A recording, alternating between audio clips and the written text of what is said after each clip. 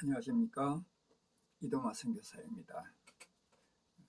오늘은 창세기 25장 1절부터 19절까지의 말씀으로 아브라함에서 이삭으로 족보가 바뀌는 그 과정을 좀 말씀드리려고 합니다.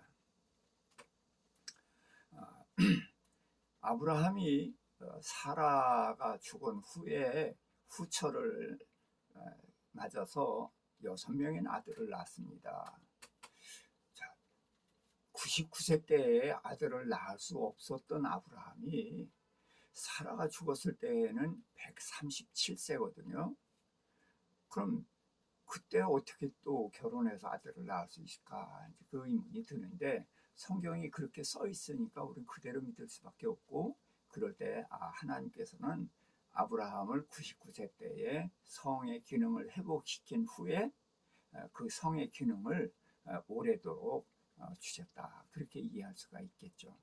그리고서 이제 사라가 죽은 후에 그두라를 이제 맞았는데, 아니 137세면은 이제 살 만큼 살았고 그럼 혼자 살면 되지. 더군다나 사라를 그렇게 끔찍이 사랑했는데 어떻게 또 새 아내를 맞아들이나, 그런 생각도 할 수 있습니다만은 흔히들 그렇게들 이야기합니다. 부부 사이가 안 좋은 사람에는 그 다음에 결혼할 생각이 별로 없는데, 아브라함처럼 이렇게 부부 사이가 금술이 참 좋았던 사람들은 혼자 사는 걸 견디지 못한다는 것이죠. 뭐 어쨌든 그거는 그다지 중요한 건 아니지만, 어쨌든 아브라함이 그두라를 후처로 맞아서 6명의 아들을 낳았습니다. 자, 그런데 그가 자기 생애를 마감할 때 175세가 돼서 이제 죽게 되는데, 그 죽음에 임박해서 이삭이 자기가 죽는 줄 알고 에서를 불러서 그를 축복하려고 했던 것처럼 아브라함은 이 6명의 아들들에게 재산을 주어서 내보냅니다. 그래서 동방으로 가게 하거든요. 자, 그런데 이스마엘은 어떻게 보면 장남이죠. 몸종에게서 낳았지만 장남인데 아무것도 안 줘서 내보냈단 말이죠. 물 한 가죽 부대에다가 떡 한 덩어리, 아무것도 안 줘서 내보냈다는 얘기예요. 그런데 이 그두라가 낳은 6명의 아들은 왜 재산을 주는가? 여기서 우리가 알아야 되는 것은 이스마엘은 아브라함의 후손을 설명하기 위해서 등장한 인물이에요. 그래서 이스마엘은 육체의 후손, 이삭은 언약의 후손이거든요. 그래서 그런 영적인 의미가 있기 때문에 이스마엘은 아무것도 주지 않아서 내보내는 것입니다. 그러나 하나님께서 그를 살리시고 복을 주셔서 12지파를 이루고 그도 이제 한 나라를 이루거든요. 그런 것처럼 이제 그두라의 6아들을 내보내는데 그냥 내보내지 왜 물건 주느냐? 예, 이 아이들에게는 영적인 의미가 전혀 없습니다. 그냥 이 등장했다가 사라지는 것 뿐이거든요. 그래서 그두라 6아들에게는 재물을 줘서 내보냈다. 그래서 이스마엘은 영적인 의미가 있고 이 6아들은 그런 의미가 없는 것이기 때문에 재산을 줘서 보냈다. 아무튼 아브라함은 이삭을 떠나게 합니다. 그래서 이스마엘도 이삭을 떠나게 하고 여기 6아들도 떠나게 합니다. 자, 그리고서 이제 아브라함이 175세에 죽어 이삭과 이스마엘이 와서 장례를 지나면서 사라가 묻힌 막벨라 굴에 장사를 하는 이야기로 이제 아브라함의 생애는 마감을 합니다. 그러고서 12절에 아브라함의 아들 이스마엘의 족보가 12절부터 18절까지 나옵니다. 그리고서 그도 12아들을 낳았고 135세에 죽었다. 그래서 이스마엘의 족보가 나오거든요. 그리고서 이제 19절에 이삭의 족보가 시작이 됩니다. 그러니까 아브라함에게는 거쳐 나오는 사람들이 족보가 있어요. 자, 하나님의 아들서부터 보시겠습니다. 아담이 가인과 아벨을 낳았습니다. 근데 가인이 아벨을 죽이고 하나님을 떠났기 때문에 가인의 족보가 간략하게 나옵니다. 버리는 족보입니다. 그래서 아벨 대신 셋을 주셔서 셋부터 노아까지 10대 나이가 나옵니다. 그렇게 하고, 자, 그 다음에 이제 노아의 홍수로 인해서 12지파가 이제 셋의 후손들이 생겨나죠. 셈과 함과 야벳. 그래서 함과 야벳의 족보가 대략 나오고 셈의 족보가 다시 나오는데 셈부터 아브라함까지 10대 여전히 나이가 나옵니다. 그래서 하나님의 아들의 족보와 버리는 족보가 다 나오거든요. 자, 그래서 여기도 마찬가지입니다. 그래서 아브라함에게 나오는 이 이스마엘 족보가 버린 족보지만 나이가 그 12아들이 생기고 135세에 죽었다. 번성하게 한 그런 기록이 있고요. 그들의 6아들도 아주 간략하겠지만 족보는 조금 나옵니다. 그러나 영적인 의미가 없기 때문에 그냥 스쳐 지나가는 거예요. 자, 그리고서는 19절에 아브라함의 아들 이삭의 족보가 시작이 되거든요. 이삭의 족보라고 그래야 누가 있습니까? 이삭 하나죠. 그래서 이삭이 리브가를 아내를 맞아서 이제 아들을 낳는 이야기로 이제 이어져 갑니다. 아무튼 아브라함은 여기서 끝나거든요. 그래서 이삭의 족보가 나오면서 이제 바톤이 이삭으로 넘어가는데, 그럼 아브라함, 이 믿음의 조상 아브라함의 생애를 우리는 어떻게 봐야 되느냐? 자, 정리를 조금 해보겠습니다. 하나님께서는 아브라함을 부를 때 떠나라 그랬어요. 본토, 친척, 아비집을 떠나야 된다. 그래서 떠나야 되는 것이 있고요. 그 다음에 가라, 내가 내게 지시할 땅으로 가라. 그래서 그 가라는 곳이 아브라함을 세우고자 하는 그 곳입니다. 그곳이 바로 모리아산이고 거기서 믿음의 조상이 되는 것이죠. 그래서 하나님이 아브라함을 부르신 것은 믿음의 조상이 되게 하기 위해서 부르셨다. 자, 그러면서 그를 부르고서 이제 떠나라 가라 하시면서 복을 3가지를 말씀하셨어요. 큰 민족이라고 그랬는데 그 고이라는 단어는 나라로 번역하는 것이 타당합니다. 그래서 다른 성경들을 다 나라로 번역을 했기 때문에 큰 나라로 봐야 됩니다. 이 나라가 무슨 나라입니까? 예, 하나님의 나라예요. 이것이 이제 메시아까지 연결되는 나라이기 때문에 저는 이게 민족은 잘못된 해석이다. 나라다 이렇게 보자는 것입니다. 그러면서 2가지 보너스 약속을 하셔요. 내 이름을 창대케 하고 너를 축복하면 복주고 너를 저주하면 저주하겠다. 그래서 큰 나라가 되는 약속은 땅과 후손입니다. 이 나라는 하나님의 나라이기 때문에 주권은 하나님께 있고 아브라함의 후손이 하늘의 별같이 땅의 티끌같이 바닷가의 모래같이 번성하게 해서 젖과 꿀이 흐르는 가나안 땅을 주겠다는 땅과 후손의 언약으로 이게 이제 나라가 그렇게 집약이 됩니다.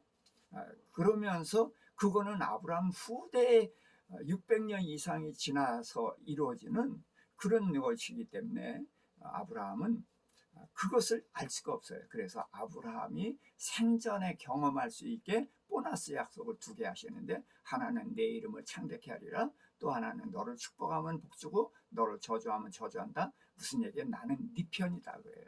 네가 잘하고 잘못하고에 의해서 너를 대하는 것이 아니라 네가 잘하든 잘못하든 잘났든 못났든 나는 너만 사랑해 하는 그 약속을 하신 것이고, 이 2가지 약속을 이루시는 것을 통해서 아브라함으로 하여금 하나님의 큰 나라에 대한 약속을 믿게 하시는 것입니다. 그래서 믿음이 뭐냐? 하나님이라는 존재를 믿고 믿은 것을 이 창세기에서는 믿음이라고 하지 않는다는 것입니다.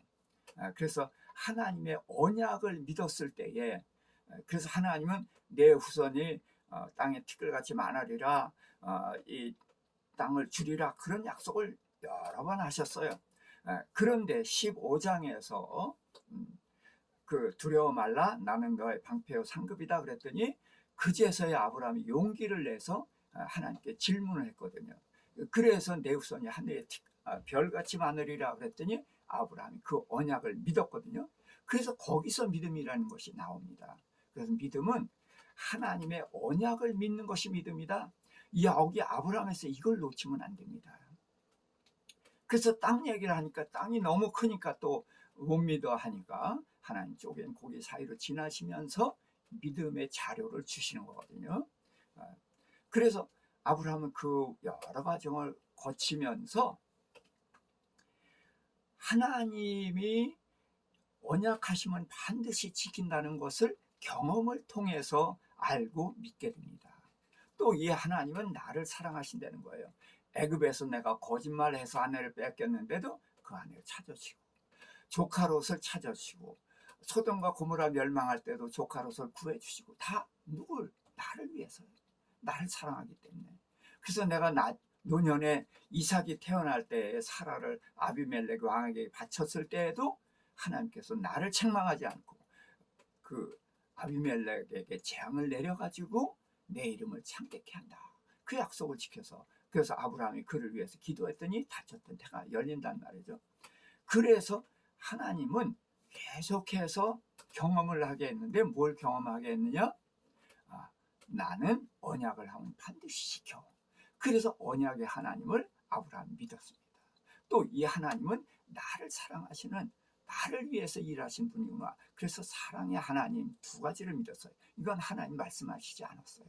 근데 하나님이 직접 말씀하신 하나님이 뭐냐면 전능의 하나님이거든요.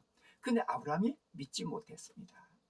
그런데 이삭을 죽이라고 할 때 그때 전능하신 하나님을 믿어서 죽여도 다시 살릴 것이라는 부활의 신앙을 가졌고, 그래서 모리아 산에서 믿음의 조상이 된 것이란 말이죠. 그래서 믿음은 뭐냐? 보고 믿는 데에서 시작을 하는 것입니다. 그래서 믿음은 하나님의 선물이에요. 에베소 2장 8절에 내가 너희가 그 은혜로 인하여 믿음으로 말미암아 구원을 얻었나니 이것이 너희에게서 난 것이 아니요 하나님의 선물이라. 예, 믿음으로 구원을 얻어요. 그런데 이 믿음도 하나님의 선물이라는 거죠. 그러니까 하나님께서는 아브라함이 계속 보여주셔서 믿게 하고, 이삭을 죽이고서 죽일 때에 부활의 신앙을 가지고 죽였는데 부활의 신앙을 봤습니까? 못 봤습니다. 부활이라는 건 몰라요. 그러나 전능하신 하나님을 경험하고 보니까 부활이라는 신앙을 창출해낼 수 있었거든요. 그러니까 이 믿음이 아브라함의 믿음, 이 믿음이 무슨 믿음입니까? 보지 못하고 믿는 믿음이에요. 그래서 믿음은 보고 믿는 믿음에서 보지 못하고 믿는 믿음으로 가는 건데, 이 보고 믿는 믿음은 하나님이 보여주셔서 믿는 믿음이거든요. 그런데 보지 못하고 믿는 믿음은 뭐냐? 그건 내 믿음이에요. 그러나 이 내 믿음도 어디에서 나왔어요? 하나님이 보여주신 그것에 기초해서 보지 못하고 믿는 나의 믿음이 나왔단 말이에요. 그렇기 때문에 이것도 자랑할 것이 없는 하나님의 은혜다. 이런 얘기를 하는 것입니다. 근데 어쨌든 아브라함이 이 부활의 신앙을 가졌을 때 하나님께서는 맹세를 하십니다. 맹세를 하시면서 내 씨가 대적의 성문을 얻을 것이다. 그래서 메시아가 오시겠다. 창세기 3장 15절에 여자의 후손은 오실 것이라는 약속을 아브라함에게 다시 하시는 거죠. 그래서 그가 사탄의 머리를 깨고 잃었던 양들, 빼앗겼던 자식들을 되찾을 것이다. 그래서 대적의 성문을 얻는다. 사탄을 이길 것을 말씀하셨고, 천하만민이 복을 얻으리라. 천하만민이 복을 얻은 일은 이스라엘 유다를 통해서는 없습니다. 메시아 예수 그리스도가 오셨을 때에 예루살렘과 온 유다와 사마리아 땅끝까지 이르러 천하만민이 복음을 얻는 세계가 열렸단 말이에요. 그래서 천하만민이 복을 얻는 것은 이후에 메시아가 오셔서, 예수께서 오셔서 우리 죄를 사하시고 사탄의 머리를 깨고 우리 죄에서 구원하시고, 그래서 천국으로 허락하시는 그 세계를 아브라함에게 맹세하셨고, 이 맹세 때문에 이스라엘 백성이 끊임없이 하나님을 거역하고 배반하고 모욕하고 하나님의 표현대로 발로 차버려도 하나님 이 언약 때문에 끝까지 이스라엘 포기하지 않고 그 이스라엘 통해서 메시아를 보내주시고, 그리고서 창세기 3장 15절에 약속하셨던, 아브라함에 맹세하셨던 그 메시아가 오셔서 천하 만민이 복을 얻는 그 세계를 열어놓았던 것입니다. 아브라함 믿음의 조상을 통해서 이 믿음이 무엇인지 그것을 다시 한번 정리해 보았습니다.